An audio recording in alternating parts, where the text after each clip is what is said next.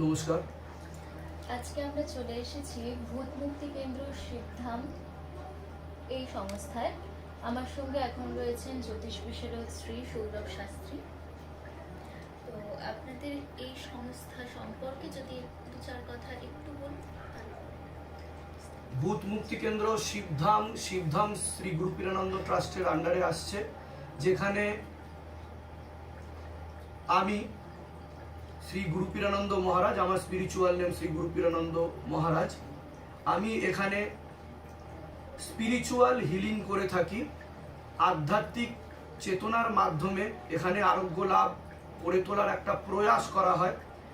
এখানে স্পিরিচুয়াল এবং প্যারানর্মাল রিসার্চও করা হচ্ছে। বিভিন্ন দেশ বিদেশ থেকে সায়েন্টিস্টরা আসছেন এবং প্রমাণ সাপেক্ষ হিসেবে আমরা ভিডিও প্রজেকশনের মাধ্যমে সব কিছু তুলেও ধরছি। জগৎ কল্যাণের স্বার্থে আমাদের এই প্রয়াস, এবং আমরা চাইছি এখানে বিভিন্ন ধরনের এই প্রবলেমের মানুষরা আসেন, যাদের সাইকোলজিক্যাল প্রবলেম আছে, মেন্টাল প্রবলেম আছে, প্যারালাইসিস রুগী পেশেন্ট, এছাড়া বিভিন্ন রকমের প্রবলেম, সেগুলোকে আমরা লজিক্যালি সায়েন্টিফিক্যালি এক্সপ্লেন করার চেষ্টা করি শিবধাম শ্রী গুরু পীরানন্দ ট্রাস্টের থেকে। আর যেসব পেশেন্ট আসেন, এই পেশেন্টগুলোদের কেমন চার্জ নেন আপনি? সোম বুধ শুক্র শনি এখানে বসা হয়। এখানে ভিজিটিং চার্জেস বা কনসালটেশন চার্জেস কোনো কিছুই নেওয়া হয় না।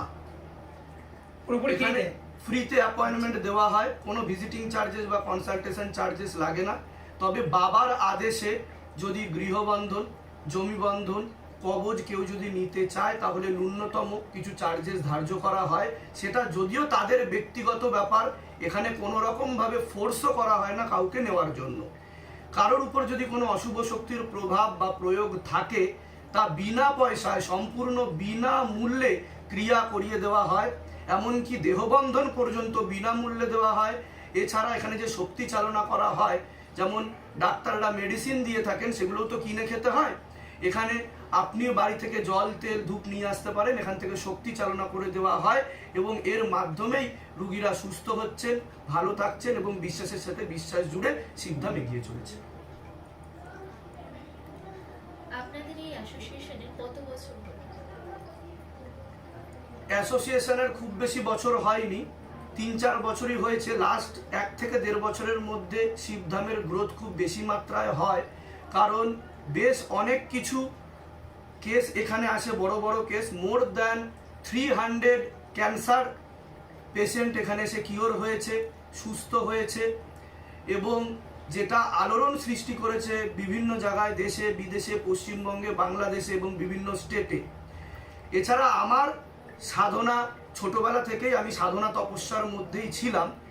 এটা আপনি যেহেতু শুরু করলেন অ্যাস্ট্রোলজিক্যাল দিক দিয়ে বললেন, অ্যাস্ট্রোলজি উঠে আসছে অ্যাস্ট্রোনমি থেকে, যেটা একটা বিজ্ঞান। কিন্তু অ্যাস্ট্রোলজির আগেই কিন্তু আমি স্পিরিচুয়াল সায়েন্সকে বেশি গুরুত্ব দিই, এবং এই স্পিরিচুয়ালি কিন্তু সবার আগে আমি মানুষদেরকে ট্রিটমেন্ট করে থাকি। এছাড়া কেউ যদি তার গ্রহ নক্ষত্র তারাগণের বিষয়েও জানতে চায়, সেটাও এখানে বলে দেওয়া হয় বিজ্ঞানসম্মতভাবে। তো আমরা তো এই অ্যাসোসিয়েশনে তাহলে মূল কাজ যেটা বলতে পারি, সেই অ্যাসোসিয়েশনের মূল কাজ সম্পর্কে আপনি একটু বলুন। আমাদের এখানকার মূল কাজই হচ্ছে স্পিরিচুয়ালি হিলিং, মানে আধ্যাত্মিক চেতনার মাধ্যমে কাউকে আরোগ্য লাভ করা।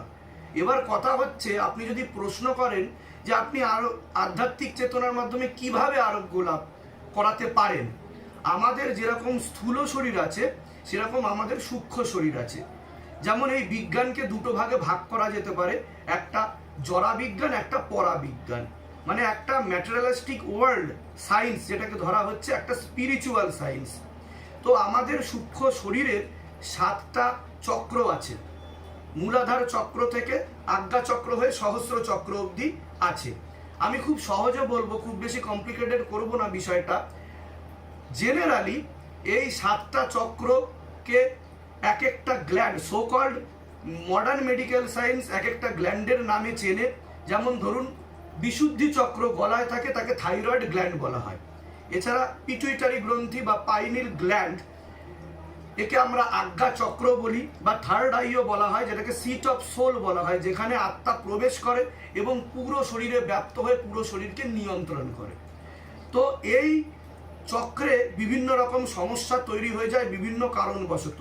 কিছুটা কর্মের উপরও নির্ধারিত এটা থাকে, আমাদের দৈনন্দিন জীবনে আমরা কিছু ভুল কর্ম করি, আবার কিছু থাকে তন্ত্র মন্ত্র জাদুটোনা ক্ষতির প্রভাব প্রয়োগের কারণেও। তো এটা আমরা স্পিরিচুয়ালিও এখানে হিলিং করা হয় এবং এখানে যোগ সাধনা তপস্যা মাধ্যমে এবং চ্যান্টিংয়ের মাধ্যমেও তাদেরকে একটা পথের দিশা দেখানো হয়। তার ফলে তারা ধীরে ধীরে সুস্থ হয়ে ওঠে এবং সুস্থ স্বাভাবিক জীবন একটা পেতে পারে।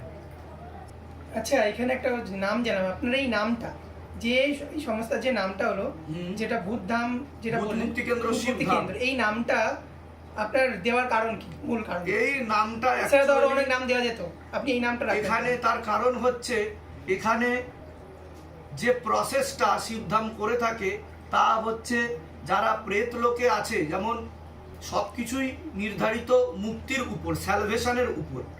তা মুক্তি না হলে, মোক্ষ না হলে কোনো কিছুই সম্ভব হয় না, আধ্যাত্মিক চেতনায় উন্নতি লাভ করাও সম্ভব না। তো যাদের ভূত প্রেতের সমস্যা তৈরি হচ্ছে, আমি যদি বিশ্বাসী করে নিলাম যে ভূত প্রেত বলে কোনো কিছু জিনিস নেই, তাহলে আমরা ধরে নিতে পারি যে একটা পজিটিভ এনার্জি আছে, একটা নেগেটিভ এনার্জি আছে। তাহলে এই যে নেগেটিভ এনার্জি, সোকল নেগেটিভ এনার্জি, এই নেগেটিভ এনার্জিকে যদি আমরা সম্পূর্ণরূপে মুক্তি দিতে না পারি, স্যালভেশন না করতে পারি, তাহলে কি হবে, তা একই জায়গায় আটকে পড়ে থাকবে। তো আমরা একে মুক্তি দিয়ে সম্পূর্ণ, যে রুগী আসছেন তাকেও আরোগ্য লাভ করছি এবং তার উপর যে অশুভ শক্তির প্রভাব ও প্রয়োগ আছে তাকেও আমরা সম্পূর্ণরূপে মুক্তি দিয়ে লস অফ নেচার, যেমন আমাদের প্রকৃতির একটা নিয়ম রয়েছে, গভর্নমেন্টেরও একটা ল আছে, ঠিক সেরকমই লস অফ নেচারও আছে, প্রকৃতিরও একটা নিয়ম আছে।